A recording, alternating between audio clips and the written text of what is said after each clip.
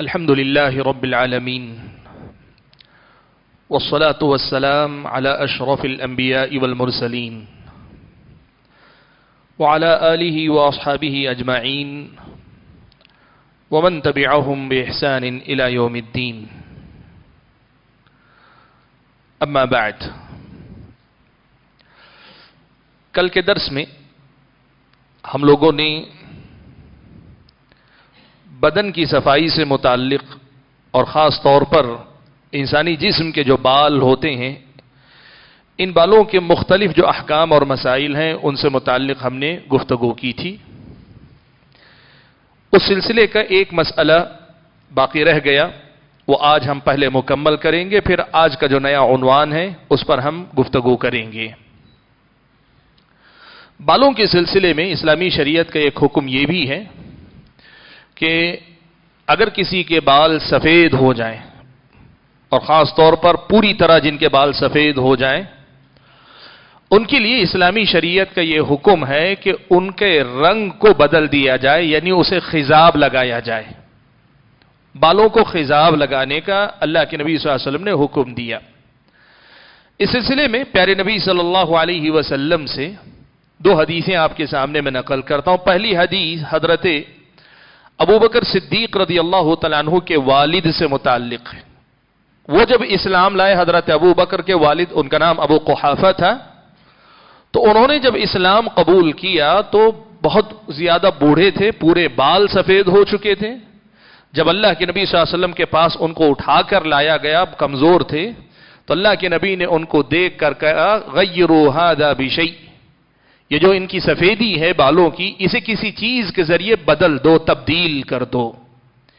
یہ حدیث بنیاد ہے اس مسئلے کی کہ آدمی کو بال اگر بالکل سفید ہو جائیں تو دوسرے رنگ استعمال کر کے ان بالوں کے رنگ کو بدلنا چاہیے. وہیں پیارے نبی صلی اللہ علیہ وسلم سے ایک اور حدیث یہ بھی ہم اور آپ کو ملتی ہے کہ نبی علیہ الصلوۃ والسلام نے فرمایا کہ یہود و نصارہ اپنے بالوں کو رنگتے نہیں ہیں، کلر کرتے نہیں، خضاب لگاتے نہیں ہیں. لا یخضبون، وہ اپنے بالوں کو خضاب نہیں لگاتے ہیں. فخالفوہم، تو اے مسلمانوں تم ان کی مخالفت کرو، یعنی اپنے بالوں کو خضاب لگاؤ. اللہ کے نبی صلی اللہ علیہ وسلم کی ان دونوں حدیثوں سے یہ مسئلہ سمجھ میں آتا ہے کہ بالوں کو خضاب لگانے کا اسلام نے حکم دیا ہے جب بال سفید ہو جائیں.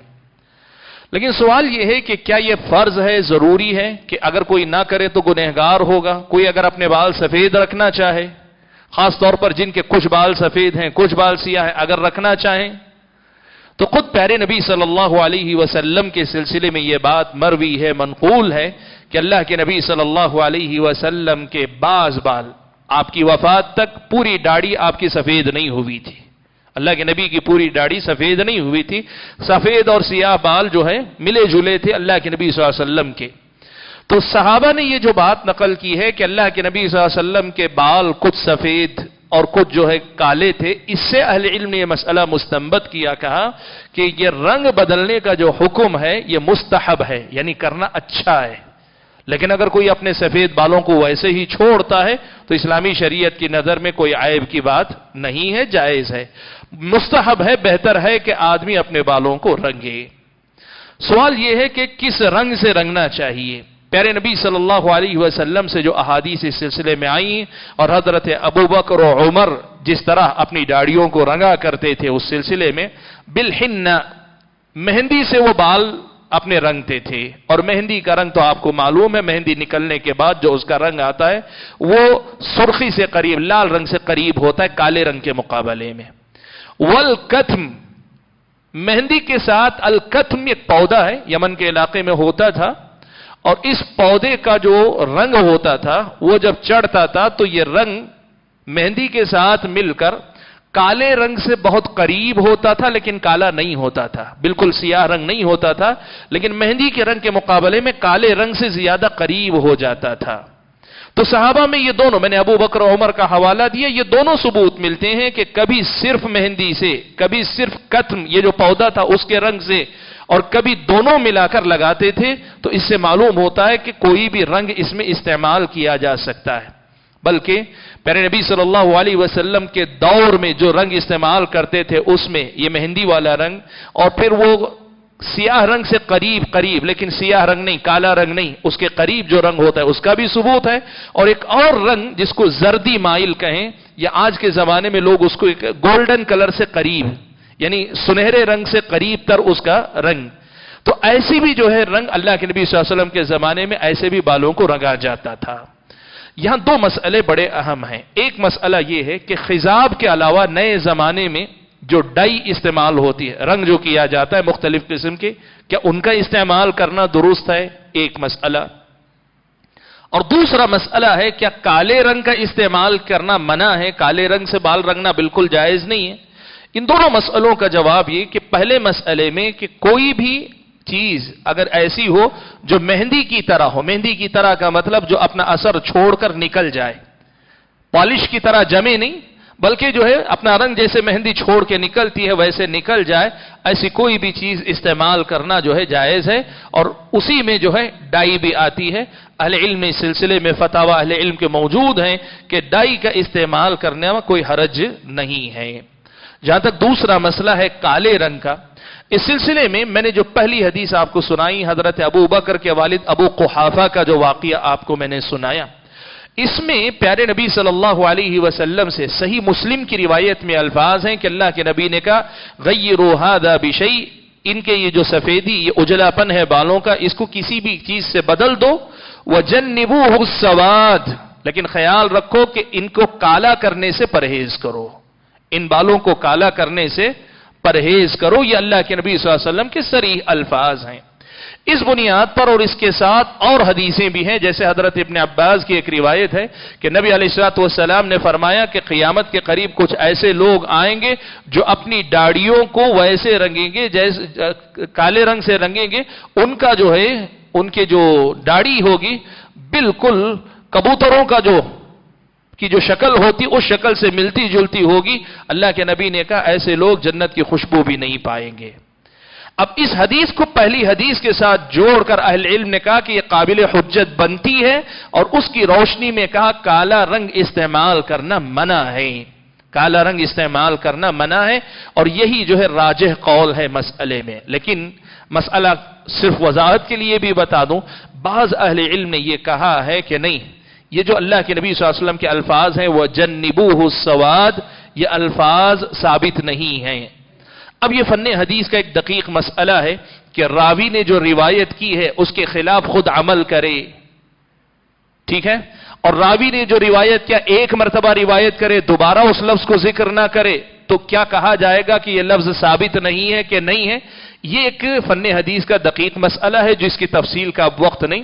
میں یہ بتانا چاہتا ہوں کہ بعض اہل علم کا یہ موقف ہے کہ کالا رنگ بھی استعمال کیا جا سکتا ہے، ڈائی میں کیا جا سکتا ہے، اور اس کی وجہ یہ بتاتے ہیں کہ یہ جو الفاظ ہیں وَجَنِّبُوهُ السَّوَادِ اللہ کے نبی سے یہ ثابت نہیں ہیں، یہ ان کا اپنا موقف ہے۔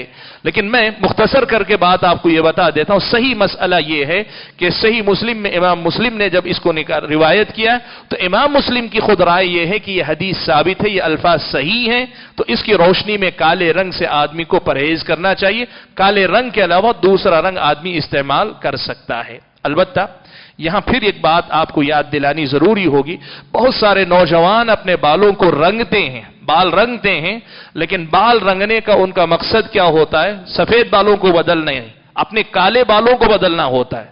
آپ کی اطلاع کے لیے وہ بھی جائز ہے، وہ بھی جائز ہے، اپنے کالے بال کو آپ دوسرے رنگ میں بدلتے ہیں، جائز ہے، لیکن اس کا خیال رکھنا چاہیے کہ اس میں مشابہت ایسے لوگوں سے نہ ہو جو شریعت اسلامیہ کی نظر میں اللہ تعالیٰ کے نزدیک ناپسندیدہ لوگ ہیں، فلمی ایکٹر ہوں یا ایسے لوگ جو سماج کی نظر میں دین کے حوالے سے جو ہے برے تصور کیے جاتے ہیں، ویسے لوگوں سے مشابہت اختیار کرنے والے رنگ اپنے بالوں میں لگانا یہ جو ہے جائز نہیں ہے، یہ جائز نہیں ہے۔ اسلامی شریعت نے ہمیشہ یہ ادب سکھایا ہے کہ مسلمان نہ صرف اندر سے اپنے ظاہر اپنے لباس میں بھی سماج کا معزز انسان ہوا کرتا ہے، اچھے لوگوں کی طرح وہ جیا کرتا ہے، اس مسئلے کا ہم اور آپ کو خیال رکھنا چاہیے۔ تو حاضرین گرامی قدر، یہ ایک مسئلہ تھا جو کل کے درس سے متعلق تھا، اور وہی ایک مسئلہ اور اس میں بتا دوں، بالوں کی سفیدی ہی کے حوالے سے بعض لوگوں کا یہ طریقہ ہے بعض لوگوں کا یہ طریقہ ہے کہ لوگ اپنے بالوں میں سفید بال آتا ہے تو نوچ کر نکال دیتے ہیں، کھینچ کر نکال دیتے ہیں یا توڑ دیتے ہیں اور نئے زمانے میں کٹ کر کے نکال دیتے ہیں ایسے. تو اللہ کے نبی صلی اللہ علیہ وسلم نے اس سے منع کیا. آپ اپنے بالوں کو رنگ سکتے ہیں لیکن وہ سفید بال ایک ایک بال آپ نکالتے جائیں، کھینچ کر اکھاڑتے جائیں، باہر پھینکتے جائیں، اس سے اسلامی شریعت نے منع کیا ہے. یہ مسئلہ ہم اور آپ کو یاد رکھنا چاہیے. یہ کل کے عنوان سے متعلق ایک مسئلہ باقی رہ گیا تھا جسے ہم نے آج مکمل کر لیا. آج جو نیا عنوان ہے یہ عنوان بڑا اہم ہے اور یہاں ہم اور آپ کو اسلامی شریعت کی وسعت اور اسلامی شریعت کی باریکیاں اور اسلامی شریعت ہم اور آپ کو کتنا سنوارتی ہے، کتنا مہذب بناتی ہے، یہ سمجھ میں آتی ہے. آج کے درس کا ہمارا اپنا عنوان ہے جو نیا درس ہے، بعض طبیعی عادتوں کے آداب. طبیعی عادتیں کا مطلب یہ کہ انسان کی طبیعت میں اللہ تعالیٰ نے وہ چیزیں رکھی ہیں. کیا کیا چیزیں ہیں میں آپ کے سامنے گنا دیتا ہوں. جیسے جمائی لینا، جمائی آتی ہے تو جمائی لینے کے آداب ہیں. چھینکنا، چھینکنے کے اسلامی شریعت نے آداب بتائیں. تھوک آتا ہے، تھوک یا بلغم آتا ہے، اس کے اسلامی شریعت نے آداب ہم اور آپ کو سکھائے ہیں. اور اسی طرح آدمی سے اگر ہوا خارج ہو تو اس کا، چاہے وہ ڈکار کی شکل میں ہو، ڈکارنا جسے کہتے ہیں اس شکل میں ہو، یا ہوا خارج دوسرے طریقے سے ہو. یہ جو 5 چیزیں انسانی طبیعت سے جڑی عادتیں ہیں، ہر انسان کی طبیعت سے جوڑی اللہ تعالیٰ نے یہ عادتیں رکھی ہیں اور اسلامی شریعت نے ان میں سے ہر بات سے متعلق ادب ہم اور آپ کو سکھایا ہے. ان میں سے ہر ایک بات سے متعلق ادب اسلامی شریعت نے ہم اور آپ کو سکھایا ہے. ہم شروع کرتے ہیں سب سے پہلے جمائی کے احکام، جس کو جمائی لینا کہتے ہیں، یعنی منہ کھولنا. سستی یا بدن میں تھکاوٹ کے احساس سے آدمی کا منہ کھلتا ہے، بہت بڑا سا کھلتا ہے، ہوا نکلتی ہے، جس کو ہم جمائی لینا کہتے ہیں. یہ جو جمائی کا مسئلہ ہے، نبی علیہ السلام نے اس کے بارے میں فرمایا. صحیح بخاری و مسلم کی روایت میں اللہ کے نبی صلی اللہ علیہ وسلم نے فرمایا التثاؤب من الشیطان، یہ جمائی شیطان کی طرف سے ہے. اس کا مطلب کیا ہے جمائی شیطان کی طرف سے؟ کیا شیطان جا کر جمائی لاتا ہے ہمارے اندر سے؟ حافظ ابن حجر رحمت اللہ علیہ نے کہا کہ نہیں، اس کا یہ مطلب نہیں. جمائی انسان کو آتی ہے انسان کی طرف سے، لیکن 2 سبب بتائے ہیں کہ ایک طرف تو یہ ہوتا ہے کہ جب انسان جمائی لیتا ہے تو اس کا منہ کھل جاتا ہے پوری طریقے سے، اور جب منہ کھل جاتا ہے تو کھلا ہوا منہ آدمی کی شکل صورت کو بگاڑ دیتا ہے. اس کی بگڑی صورت دیکھ کر شیطان کو ہنسی آتی ہے اور شیطان خوب ہنستا ہے. یہ اللہ کے نبی نے کہا ہے. اللہ کے نبی صلی اللہ علیہ وسلم نے کہا کہ تم میں سے جب کسی کو جمائی آئے تو اپنے منہ کو ہاں کہہ کر نہ کھولے. یہی الفاظ اللہ کے نبی نے، ہاں کہہ کر اپنا منہ نہ کھولے، اس لیے کہ فَإِنَّ الشَّيْطَانَ يَضْحَكُ مِنْهُ، شیطان اسے دیکھ کر ہنستا ہے. یعنی ابن آدم سے اس کی جو دشمنی ہے، آدم کے اولاد سے جو اس کی دشمنی ہے، اس کا مظاہرہ یوں بھی کہ اللہ تعالیٰ نے انسان کو ایک اچھی شکل، ایک اچھی صورت دی ہے. مخلوقات میں اللہ نے بڑی پیاری شکل انسان کو دی ہے. یہ صورت جمائی لیتے وقت جب کھل جاتی ہے تو شیطان اس کو دیکھ کر، اس کی شکل کو بگڑتا دیکھ کر خوش ہوتا ہے. اس لیے اللہ کے نبی صلی اللہ علیہ وسلم نے کہا التثاؤب من الشیطان، یہ شیطان کی پسندیدہ چیز ہے. یہ بتانا مقصد ہے. وہیں بعض اہل علم نے کہا کہ جمائی اصل میں جو آتی ہے وہ انسان کے جسم کا بوجھل ہو جانا. اب یہ بوجھل 2 وجہ سے، کبھی محنت کر کے تھکان کی وجہ سے ہوتا ہے، کبھی بہت زیادہ کھا لیا، بہت زیادہ سست آدمی ہو گیا تو اس بوجھل پن کی وجہ سے آتا ہے. اور جب انسان بوجھل ہو جاتا ہے تو عبادتوں میں سستی کرتا ہے. انسان کا جسم بوجھل ہو جائے تو عبادتوں میں سستی انسان کرتا ہے. تو اہل علم نے کہا کہ جب انسان کو منہ کھولتے ہوئے دیکھتا ہے تو شیطان اس لیے خوش ہو جاتا ہے کہ اب یہ تھک گیا ہے، اب یہ عبادتوں میں اچھے کاموں میں پیچھے ہو جائے گا، اس لیے شیطان خوب خوش ہوتا ہے. اسی لیے اللہ کے نبی نے کہا التثاؤب من الشیطان، یہ جو جمائی ہے شیطان کی طرف سے ہے. تو پہلی چیز یہ معلوم ہوئی کہ یہ جمائی جو آتی ہے شیطان کی طرف سے. اب کرنا کیا؟ اللہ کے نبی صلی اللہ علیہ وسلم نے ہم اور آپ کو ادب سکھایا. سب سے پہلے اللہ کے نبی نے کہا فَلْيَقْضِ مَا اسْتَطَاعَ، آدمی جتنی استطاعت ہو جمائی کو روکنے کی کوشش کرے، جمائی کو روکنے کی کوشش کرے، یعنی آنے ہی نہ دے. کیسے آنے نہیں دے گا؟ آپ دانت پہ دانت جما لیں اپنے دانت مضبوطی سے، جمائی آپ کی ٹوٹ جاتی ہے. یا آپ دوسرے طریقے سے اپنا منہ بند کر لیں، پوری طرح منہ بند کر لیں. منہ بند کر لیں گے تو آپ کو جمائی نہیں آئے گی۔ اور تیسرا راستہ خود نبی علیہ الصلوۃ والسلام نے صحیح مسلم کی روایت میں یہ بیان فرمایا گا کہ آدمی اپنا ہاتھ رکھ لے، اپنا ہاتھ رکھ لے۔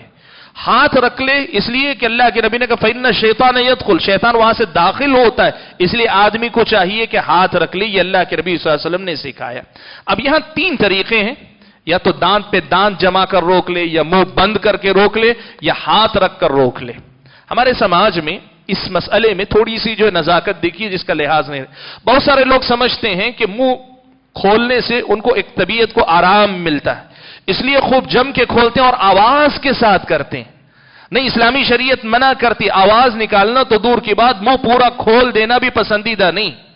آپ کو اپنی جمائی پہ کنٹرول رکھنا چاہیے، روکنا چاہیے، آپ کو اپنی جمائی پوری طرح قابو میں رکھنی چاہیے، کنٹرول کریں آپ پوری طرح سے۔ اور دوسری طرف اس بات کا بھی آپ خیال رکھیں کہ جو ہاتھ رکھنے کی بات کہی گئی ہے یہ صرف اس لیے نہیں کہ لوگوں کو دکھائی نہ دے، بلکہ اس لیے کہ بسا اوقات جمائی بہت زور سے آئی تو آدمی کا منہ قابو میں نہیں رہتا، کھل جاتا ہے، تو آدمی اپنے ہاتھ کے سہارے اسے روکنے کی کوشش کرے۔ مختصر یہ کہ جمائی لیتے وقت آدمی جب روکے تو پھر وہ جمائی رک جاتی ہے۔ اور آپ کی اطلاع کے لیے یہ تجربے کی بات ہے، آپ اگر پہلی جمائی دوسری جمائی پہ کنٹرول کر لیتے ہیں، روک لیتے ہیں، تو پھر بعد میں جمائی آنا بند ہو جاتی ہے۔ لیکن اگر آپ ایک لیتے ہیں، دو لیتے ہیں، تو اس کے بعد پھر جمائی کے پیچھے جمائی آنے لگتی، یہاں تک کہ آپ پوری طریقے سے بوجھل ہو جاتے ہیں۔